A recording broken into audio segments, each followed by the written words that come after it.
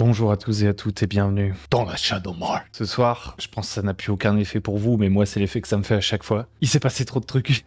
Vous allez dire à chaque fois c'est ce que je dis, mais honnêtement là, c'est... Pour tout vous dire, j'ai un peu une dette de sommeil, donc je me disais, est-ce que cette Shadowmar, cet épisode, je l'enregistre pas demain, plutôt que là il est 1 heure à l'heure à laquelle je commence à vous en parler. Et en fait je me suis dit non, sinon je vais avoir oublié des petits détails. Ce soir, il s'est passé des trucs de fou, les amis. Donc la Shadow March, je vous rappelle, pour ceux qui découvrent, allez voir les premiers épisodes, parce que là, il y a beaucoup de dénouements. Ce qu'il faut comprendre, c'est que c'est une campagne bac à sable, jouée semaine après semaine, avec le système Shadow Dark. Donc on est à la session 12. Cette session 12, je peux vous le dire, c'est le début d'un nouvel acte. Mais reprenons juste là où on s'était laissé la dernière fois. La dernière fois, les PJ avaient récupéré la flûte du songe éternel qu'ils avaient prise à Sylva. Sylva était otage de Tortor. Ils avaient réussi à convaincre Tortor de libérer Sylva et avaient envoyé Tortor vers le lac de l'Oracle.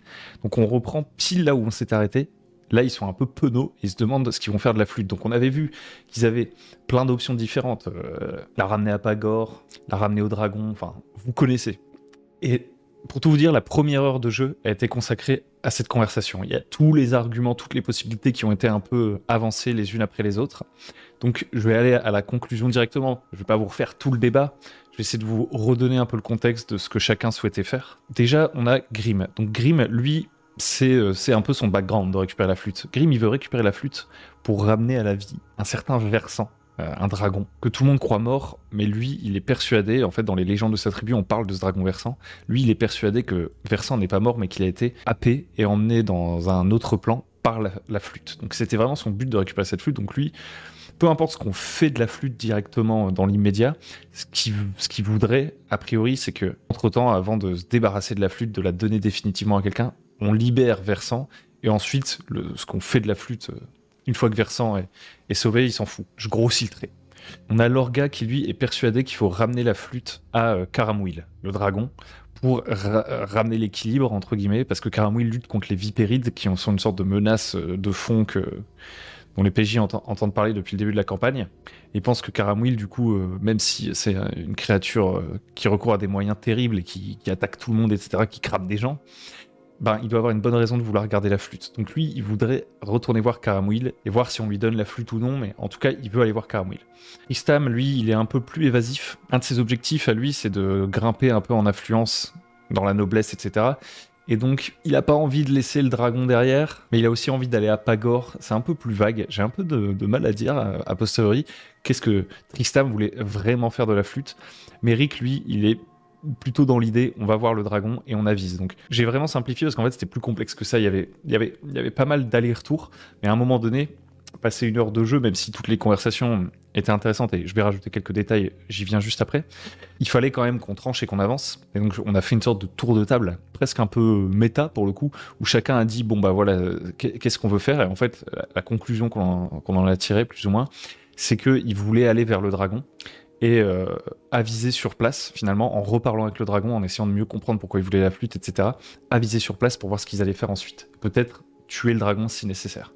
S'ils se rendaient compte que le dragon, c'était vraiment quelqu'un de... Enfin, c'est une créature folle dingue. Durant cette conversation, ils ont compris plus ou moins... Alors, il y a Tariq qui comprenait pas trop pourquoi Merrick discutait avec le Hobgoblin. Enfin, même si Tariq, il les connaît, il les a déjà vus par le passé, etc., il se demandait un peu pourquoi Merrick...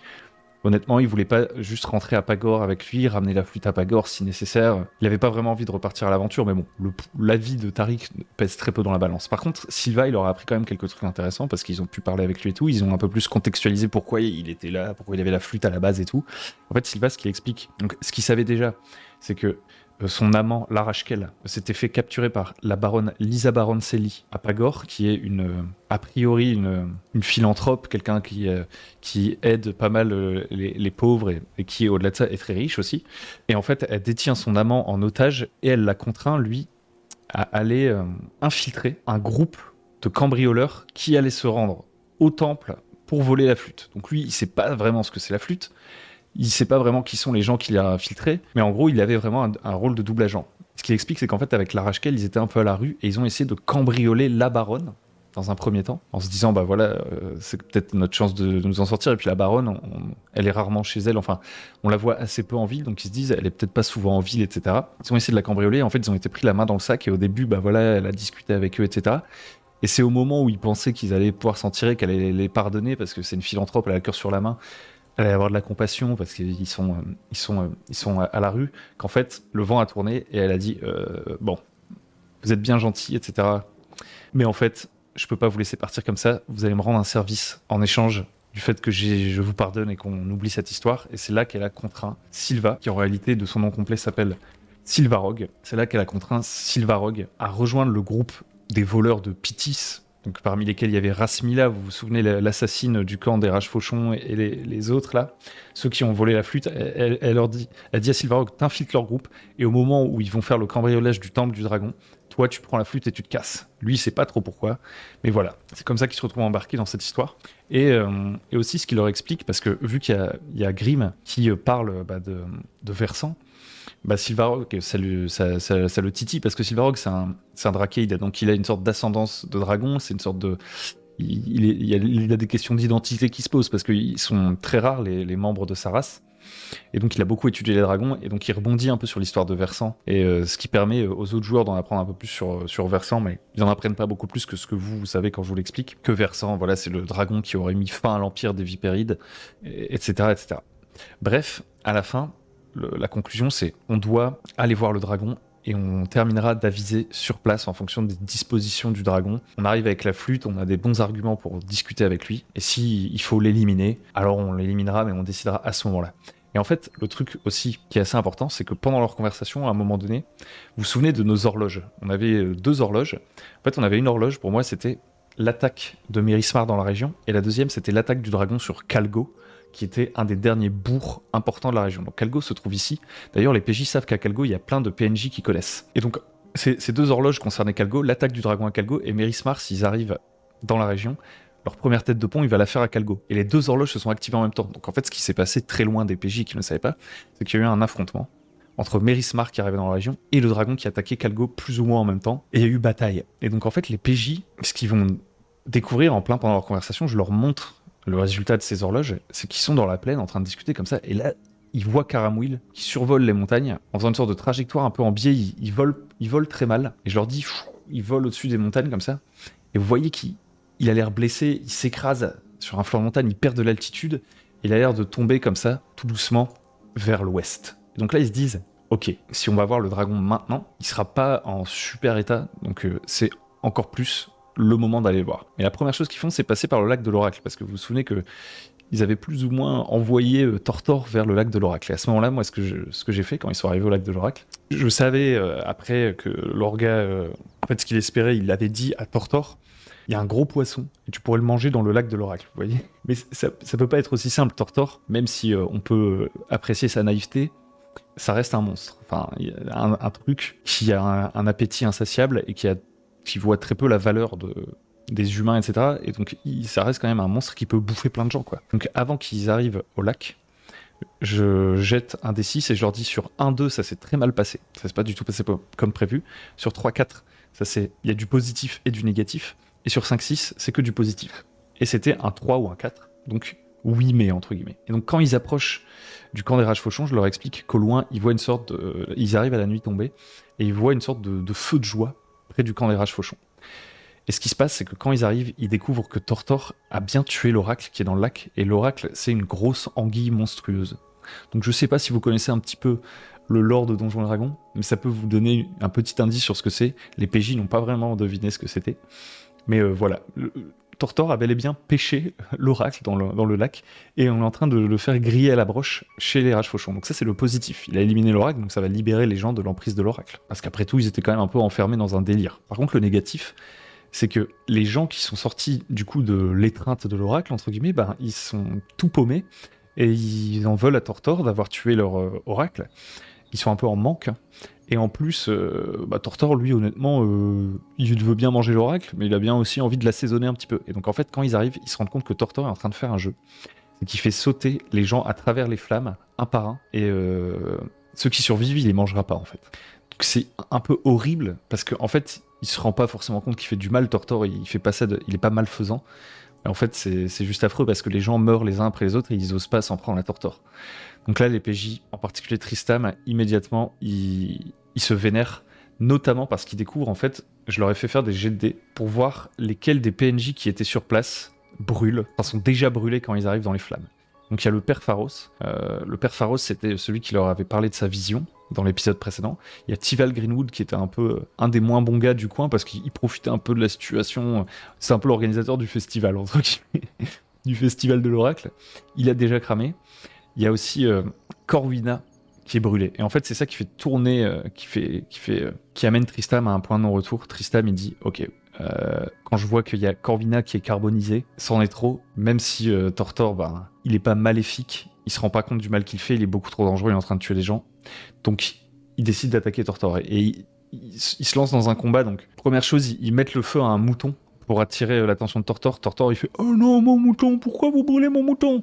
Il court vers le mouton, et à ce moment-là, ils s'en profitent tous pour se jeter dessus.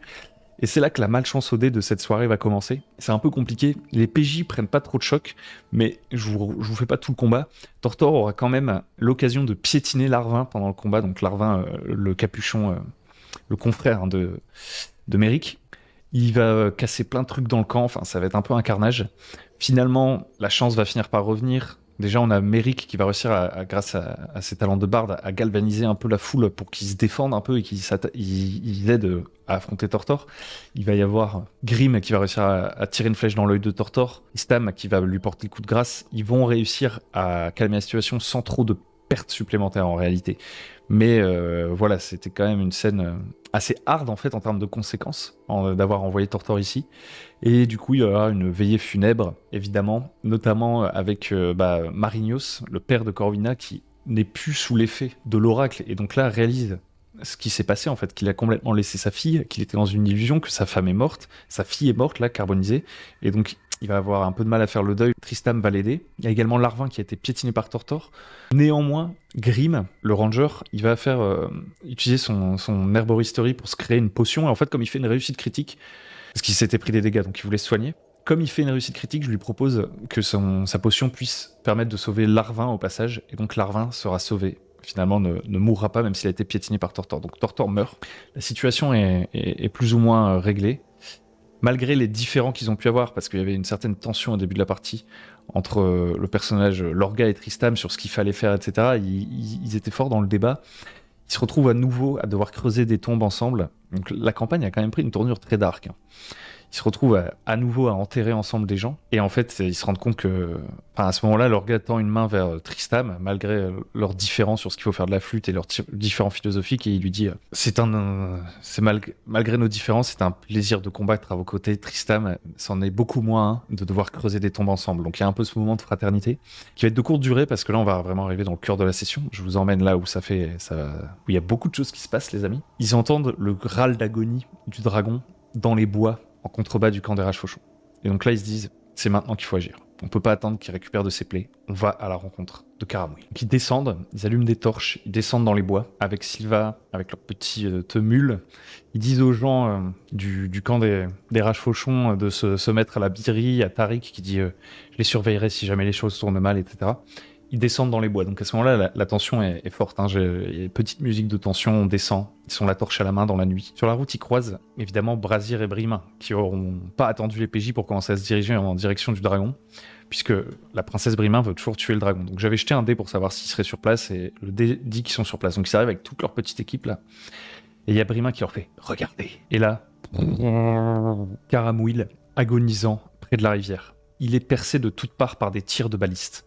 Parce qu'en fait, Karamouil, il a croisé la route de l'armée de Mérismar lorsqu'il est allé à Calgo, quoi. Ils n'ont pas les détails de la rencontre, mais concrètement, ça a dû vite tourner à la violence, puisque là, ouais, c'est un véritable hérisson. Notre Karamouil, il crache des flammes, il hurle de douleur, il est sur le flanc. Il essaye de casser les traits, les épieux qui traversent ses écailles. Donc là, il y a Grim qui décide de se mettre à couvert au cas où ça tourne mal. Donc le dragon était là, Grim se met ici. Méric, Lorga et Tristam décident d'avancer avec la flûte. Il convainc Brimain de pas tout de suite se jeter sur le dragon pour le tuer, qu'ils veulent tenter quelque chose, parler avec lui, essayer d'en apprendre plus. Donc ils arrivent tous les trois. plus ou moins convaincus que ça pourrait bien se passer, notamment Lorga qui a convaincu Merrick. Il faut, Merrick, qu'on voit vraiment ce qui se passe avec cette histoire de flûte. Donc Merrick, il arrive, il avale sa salive un peu bruyamment, flûte en main, et il fait « Caramouille, nous voilà, nous avons ramené la flûte, nous avons fait ce que tu avais demandé. Qu'attends-tu de nous maintenant ?» Un truc dans le genre, il essaie de s'introduire comme ça. Il y a Caramouille qui tourne sa tête comme ça, lentement. Il a l'air faible, mais il reste toujours très impressionnant, et il tend son long cou vers Merrick. Et là, je fais un jet de réaction décisif. Jet de réaction de Caramouille. Caramouille est hostile. Donc là, je dis à Merrick, tu vois dans les yeux de Caramouille qu'il n'y a plus vraiment cette forme de rationalité qu'il pouvait avoir. Je vais pas parler d'humanité parce que c'est un dragon, donc c'est pas vraiment d'humanité. Mais il n'a plus de raison et il n'y a que la partie animale de Caramouille qui subsiste. Tu vois qu'il a les yeux fous. Il s'approche tout près de toi. Tu sens la mort à quelques centimètres de toi. Il me dit, Caramouille, voilà la flûte. Enfin, il retente un peu l'approche. Je lui fais ultime jet de charisme. Échec. Ils sont les 3 devant la gueule du dragon. Je fais un jet de souffle de flamme. À un moment donné, il faut y aller. Donc c'est les dés qui parlent. Je sais que ça s'est passé un petit peu plus lentement en jeu, mais en termes de fiction, c'est assez soudain en fait. Il y a la tête du dragon qui approche, on sait pas trop pendant un moment, et puis là, ses deux yeux se ferment comme des fentes et deviennent agressifs, et il déverse les flammes sur les 3. Donc Lorga dit, je saute hors de la trajectoire. Merrick dit, je saute en dehors de la trajectoire. Tristam, anciennement Baudouin, il garde son caractère téméraire de chevalier d'un personnage à un autre. Il me dit, moi j'essaie de lui foncer dessus, de lui foutre un coup d'épée. Ce qu'il faut savoir, c'est que les dégâts du souffle de feu, c'est 6 des 10 dégâts. C'est colossal. Ils ont droit à un jet de dextérité difficile, donc c'est-à-dire 15 pour l'éviter. Malheureusement pour eux, ils vont se prendre des énormes torgnoles, en particulier Merrick et Tristam, qui sont cramés sur le vif, et qui se retrouvent tous les deux à l'agonie. À ce moment-là, c'est la pagaille. Donc Tristam, je lui avais quand même... En fait, ceux qui étaient sortis de la trajectoire, qui avaient dit « on se jette pour éviter les flammes », j'aurais donné un avantage pour esquiver. Lorga a réussi, mais pas Merrick. Tristam, lui, il a foncé droit vers le dragon. Je lui ai dit « t'as pas d'avantage pour esquiver. Par contre, tu pourras quand même tenter une attaque ». Donc il arrive à infliger quelques dégâts au dragon, mais il crame et il se retrouve à l'agonie. Lorga aussi. Ce qu'il faut savoir, c'est que je leur dis tout de suite, le dragon est vachement blessé, et donc... il a que 20 points de vie. Par contre, il a toujours 18 de classe d'armure, le bousin. Donc c'est pas gagné. Et là, il vient de one-shot, entre guillemets, 2 persos. Donc je leur dis, c'est la panique. Qu'est-ce que vous faites? Donc là, il y a Lorga, tout de suite, il essaye de réanimer Merrick. Il échoue, il essaye de le faire rouler par terre pour lui enlever les flammes, pour le stabiliser. Grim, qui est en embuscade, tire une flèche. Je crois qu'il touche. Il fait des dégâts au dragon. À ce moment-là, Brazir et Brimin, qui étaient restés à couvert et qui avaient laissé leur chance aux négociations, ils disent, c'est notre moment, on peut pas les laisser. Je les fais charger, ils font absolument aucun dégât au dragon. Et d'ailleurs, Brazir fait un échec critique pour attaquer. Comme il fait un échec critique, je décide que c'est eux deux qui deviennent les 2 cibles prioritaires du dragon. Silva, qui était resté un peu en retrait, à ce moment-là, son sang ne fait qu'un tour, il se dit « Bon, moi je dois sauver mon amant, même si ces gens m'ont sauvé, on va tous crever, et je les connais à peine, je vais sauver ma peau. » Il court, et il essaie de prendre la flûte à Merrick. Tandis que Lorga essaie de réanimer Merrick. Donc là, je dis à Lorga, fais un jet pour voir si tu arrives à l'empêcher de prendre la flûte. Je crois que c'est un jet opposé de force, il y a un tie-break, ils sont à égalité. Et donc je dis à Lorga, bah t'es au-dessus de Merrick et t'essaies de tenir la flûte tout en sauvant Merrick, c'est le bordel. Nouveau tour, le dragon fonce sur les 2 Gugus là, et il est one-shot. Il tue Brazir, Brima, il saute par-dessus ceux qui agonisent et il les tue. Donc là, Lorga, comme c'est un nouveau tour, je lui dis, bon, t'as le choix. Soit t'aides Merrick, qui va mourir au prochain tour de son agonie, soit tu gardes la flûte, tu protèges la flûte et t'empêches Silva. Il me dit, non, moi c'est Merrick. Donc Silva, je dis, il arrache la flûte à Lorga et il part en courant avec la flûte. Grim, lui, il court pour réanimer Tristam, grâce à ses talents d'herboriste. Et ensuite, ça va être un enchaînement. Donc ils vont devoir se réanimer à plusieurs reprises. J'ai plus les détails de chaque tour, mais chaque jet de dés, honnêtement, c'est une dinguerie. Parce qu'en fait, la tension qui est folle, c'est qu'en fait, le dragon, il a pas beaucoup de points de vie. Donc la sensation, c'est pas qu'on doit juste faire tomber les points de vie d'un boss pendant 150 ans. C'est à chaque fois qu'on touche, on a une chance de le tuer. Il a que 20 points de vie, le truc. Le truc, c'est que pour toucher, il faut faire plus de 18. Enfin, 18 ou plus. Donc c'est ça qui est chaud. Donc chaque jet de dés, c'est chaud. Et jet de dés après jet de dés, ils vont avoir des galères avec la chance au dé, tout simplement. Donc ça va être carnage. Ils vont réussir à se relever les uns les autres. À un moment donné, au moment où ça semble plus ou moins perdu, ils se disent il faut qu'on fuit en fait. Et il y a Merrick qui se dit, Merrick finalement on parvient à le réanimer. Il se dit c'est tout, moi je dois me casser, attirer le dragon. Et son plan c'est d'attirer le dragon loin de ses amis et ensuite d'utiliser son invisibilité pour l'écarter du groupe. Le problème pour Merrick, c'est qu'il va pas avoir l'initiative. En fait, le truc qui leur a causé le plus préjudice, c'est que j'ai simplifié l'initiative. C'est que j'ai dit, on va plus se faire chier avec l'initiative. Maintenant, au début de chaque round, on jette un des 6. Sur 1, 2, 3, c'est les méchants qui jouent en premier. Sur 4, 5, 6, c'est vous qui jouez en premier. Et à chaque tour, pendant 3-4 tours consécutifs, c'est le dragon qui a joué en premier à chaque fois. Et donc il court après Méric, mais Méric n'aura pas le temps de devenir invisible. Le dragon tue Méric. Il le frappe. Méric plonge sous l'eau, en fait, en disant j'ai la flûte, ce qui est un mensonge puisque Sylvain est déjà parti avec la flûte. Il plonge sous l'eau, il essaie de ressortir derrière des roseaux et de se cacher un peu plus loin, mais le dragon l'a pris de vitesse, l'attendait, et lui met un énorme coup de patoune, il tue Méric. Les autres sont en mode non, c'est pas possible. En plus, le dragon à ce moment-là, il a déjà perdu genre 10 points de vie quand même, donc ça reste possible d'essayer de le tuer. Ils tentent tous un truc, il y a l'orga qui fonce dessus, il va frapper le dragon, en vain. Le dragon lui crache du feu dessus, l'orga se retrouve à terre. Tristam a 1 point de vie. Grim est le seul qui est en bon état et qui a un peu de chance. Il carry pas mal le combat, Grim. Il arrive à relever les autres, il arrive à faire des dégâts. Il s'en sort bien, c'est vraiment le Aragorn gobelin, quoi. Grim saute sur le dos de la bête et parvient à lui asséner un coup de lance violent grâce à ses plantes de type faux Bane. Il a un truc d'herboristerie qui lui permet de créer entre guillemets un enduit pour son arme qui augmente les dégâts et les chances de toucher un certain type de créature. Donc il fait ça pour le dragon et ça va pas mal l'aider. Donc il parvient à mettre un gros coup au dragon, mais le dragon tombe littéralement à 1 point de vie. 1 point de vie. Et à chaque jet de dés, je peux vous dire que tout le monde est partagé entre l'excitation de voir la victoire arriver, le désarroi de voir qu'il y en a 2 déjà qui sont plus ou moins morts. Mais Rick, à ce moment-là, on sait déjà que c'est définitif. L'orga, il y a une toute petite chance de le sauver, mais honnêtement, c'est très difficile. Et en fait, le dragon a plus qu'un point de vie. L'orga a plus qu'un tour d'agonie. Il faut qu'il fasse un 20 pour revenir naturellement d'entre les morts. Et là, il y a un peu un débat en mode Tristam, est-ce qu'il doit essayer de ranimer l'orga, mais il a très peu de chance, il doit faire un jet d'intelligence difficulté 15 pour le stabiliser, ou est-ce qu'il essaie de mettre le coup fatal au dragon? Au final, alors qu'on avait à ce moment-là mis le morceau Welcome to the Jungle des Guns N' Roses, Tristan dit il faut que j'essaie de l'achever. Il va faire un coup critique et il va réussir à achever le dragon qui, malgré ses 20 points de vie, aura tué 2 membres du groupe, 2 membres initiaux du groupe. Il a tué les 2 derniers personnages qui étaient là au début de la campagne. Les 2 me décrivent les derniers moves avec lesquels il tue le dragon. Tristam va, après avoir utilisé plusieurs sortilèges durant le combat, notamment pour faire le Eye Bite, un de ses sorts pour aveugler le dragon, il va lui faire une ultime attaque où il va lui crever les yeux et Grim va finir de lui clouer la gueule avec sa lance. Le dragon va s'éteindre, mais nos deux compagnons, il y a déjà 12 séances. Il y a 12 séances, donc ça fait 3 mois qu'on est en compagnie de ces personnages. Ils vont mourir à ce moment-là. Et honnêtement, ça me faisait très très mal. À un moment donné, pendant le combat, ils avaient tellement peu de chance, mais ils poussaient tellement le combat avec le dragon, que j'avoue, j'ai diminué la classe d'armure du dragon. Je leur ai dit, la classe d'armure du dragon est maintenant de 15, ce qui augmente quand même pas mal leur chance de toucher, de 15%, ce qui change pas complètement la dynamique du combat, mais c'était trop dur de les voir partir. Donc je leur ai donné ce petit avantage, vu qu'ils voulaient vraiment aller jusqu'au bout du combat et essayer de le battre. Ça leur a permis de s'en sortir, mais quand même au prix de 2 personnages emblématiques de tout cet acte. Là, j'ai vraiment envie de dire que par le jeu, ça a fait une fin d'acte. Ils auraient pu ne pas aller vers le dragon. Ils auraient pu réussir à négocier avec le dragon. Ils auraient pu tuer le dragon au premier round, mais c'est pas comme ça que ça s'est passé. Ils ont mené un combat épique.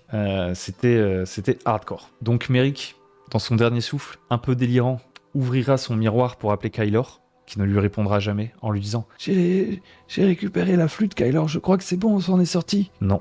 Méric mourra comme simple exécutant des capuchons, loin de chez lui. L'orga retournera au Grand Tout. Il rejoint Muglub et nos 2 camarades se retrouvent penauds.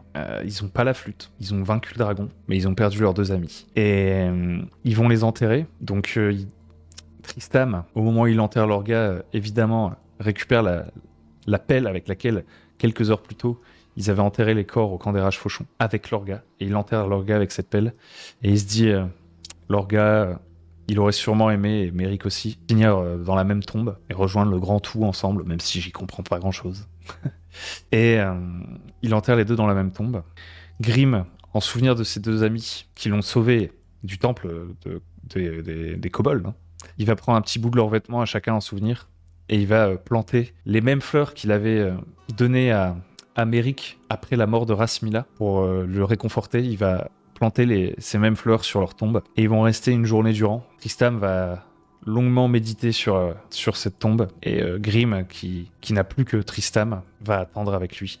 Et c'est comme ça que va se terminer cet épisode. Et ouais, c'est très violent. Ce qui est fou, c'est que là, du coup, on a plus les persos du début de la campagne. Et la première réaction à la fin de cet épisode, c'est un sentiment évidemment mitigé entre le combat épique qui venait d'avoir lieu, honnêtement, le combat était fou, avec les rebondissements, la malchance, mais aussi, finalement, on y arrive, quoi. Et ce sentiment de, est-ce que la campagne doit s'arrêter là? Il y a vraiment eu ce ressenti-là sur le moment, chez certains joueurs, je pense. Un peu un état de choc. Et la campagne ne va pas s'arrêter là, les amis. Parce qu'en fait, c'est ça qui est fort dans cette campagne, c'est ça qui est trop bien. C'est qu'on a pris le temps, derrière, pendant 1 heure, de débriefer et de voir ce que c'était la suite tous ensemble. Donc déjà, Méric, il a dit, moi j'ai adoré cette scène, même si j'étais vachement attaché à mon personnage. J'ai adoré cette scène.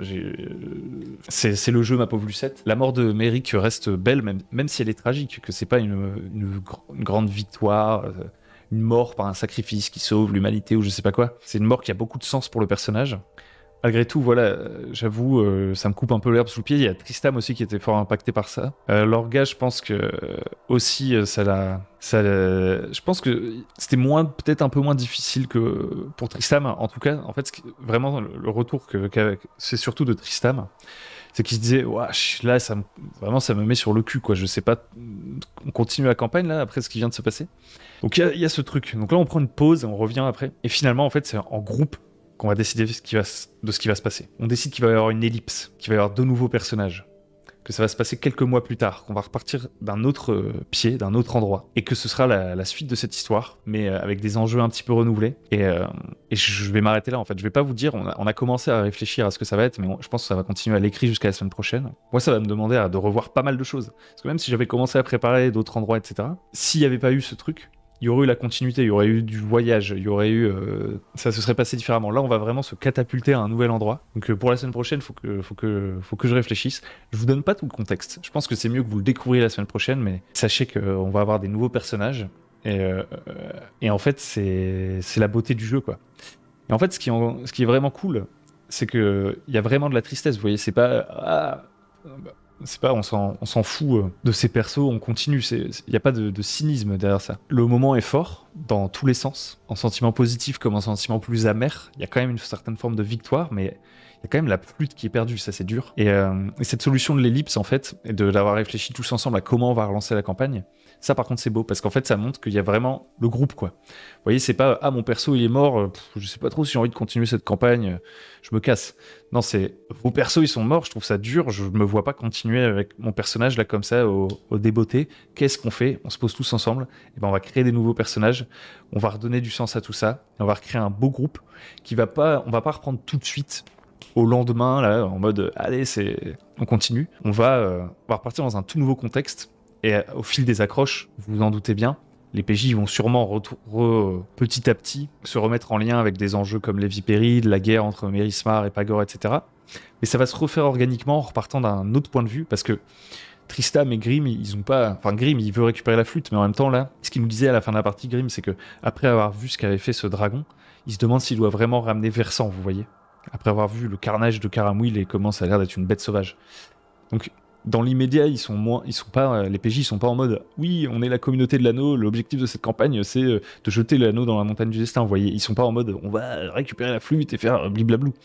Non, là, ils sont en mode, on va repartir en mode sur les routes, rencontrer des nouvelles personnes et voir si, après une phase de jeu un peu plus où on joue des professionnels, des gens en mission ou peut-être qui essaient de s'isoler un peu, organiquement, on va revenir à quelque chose d'héroïque ou pas, peut-être pas en fait. Parce qu'en fait, il y a plein d'autres accroches. Ce qui fait un peu bizarre, vous voyez, c'est que ce MacGuffin était un tout petit élément de la campagne au départ. Moi, j'y avais réfléchi. Et en fait, il y a plein de nœuds qui sont venus se tisser à lui parce que les PJ en ont fait une priorité et parce que les PJ avançaient toujours dans ce sens-là.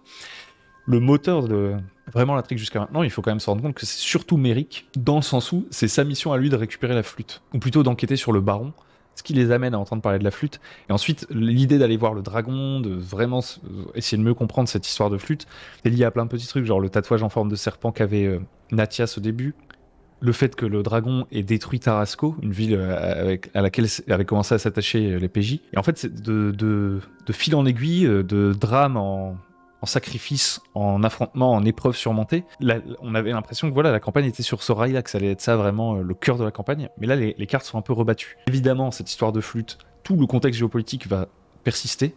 Mais pour que ça reprenne du sens, maintenant que les 2 principaux personnages qui étaient encore vraiment sur l'intrigue de la flûte sont morts, il faut qu'on reparte un petit peu dans le maquis, faire de la chasse aux monstres. Tristam et Grimm disent au revoir à leurs deux amis. Tristam et Grimm sont désormais chevaliers et écuyers, et on va bien voir où leurs aventures vont les mener, et qui seront les personnages qui remplaceront nos bien-aimés Lorga et Merrick. Voilà, c'était la Shadow March. J'espère que ça vous a plu, et je rends l'antenne. Fin de l'acte 1. Merci de m'avoir écouté, n'hésitez pas à vous abonner, liker, Tipeee, tout ça, et puis on se retrouve pour la suite la semaine prochaine.